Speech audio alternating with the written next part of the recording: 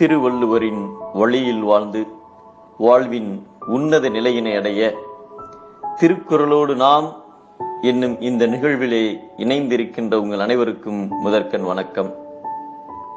குறள் எண் 1009. அதிகாரம் நன்றியில் செல்வம். மகாபாரதத்திலே கூறப்பட்ட ஒரு நிகழ்வு. அவந்திபுரி எனும் நகரில் அவந்தன் என்கிற அந்தனர் வாழ்ந்து வந்தார். பொன்னும் பொருளின் மீது பேராசை உடையவர். அதற்காக அவர் பணத்தை வட்டிக்கு கொடுத்தும் பல வஞ்சகங்கள் செய்தும் பணம் சேர்க்க ஆரம்பித்தார். பணம் சேர சேர அதை செலவழிக்க மனமின்றி அதை சேர்ப்பதிலேயே குறியாக இருந்தார். செலவழித்தால் பணம் குறைந்து விடுமோ என்றெண்ணி தானும் அனுபவிக்காமல் தனது மனைவி குழந்தைகளுக்கும் ஒன்றும் தராமல் வாழ்ந்தார். சுற்றத்தினர் தன்னிடம் பணம் ஏதும் கேட்டு விடுவார்களோ என்று அஞ்சி அவர்களை நெருங்கி வராதவாறு பார்த்து கொண்டார்.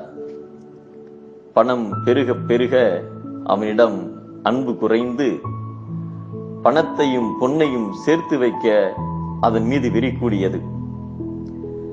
அவன்தன் நன்றாக வாழ்ந்து கொண்டிருக்கிறோம் என்று நினைத்திருந்தாலும் அந்நகர மக்கள் எல்லாம் இவன் என்று தொலைவான் என்று எல்லோரும் எதிர்பார்த்து இருந்தனர்.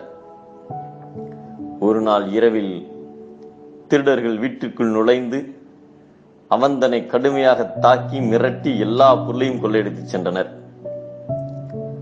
அன்பை ஒழித்து தனக்கும் நன்மை செய்யாமல் அறம் இன்றி ஒருவன் பொருளை ஈட்டினால் அது பிறரால் களவாடப்படும் என்பதை அன்பொறி தற்செற்று அறம் நோக்காது ஈட்டிய உன்பொருள் கொள்வார் பிறர் என்கிறார் நம் திருவள்ளுவர். செல்வத்தின் சிறப்பு பிறருக்கு கொடுத்து வாழ்வது. கொடுக்கப்படவில்லை என்றால் பறித்து கொள்ளப்படும். மீண்டும் அனைவருக்கும் நன்றி, வணக்கம்.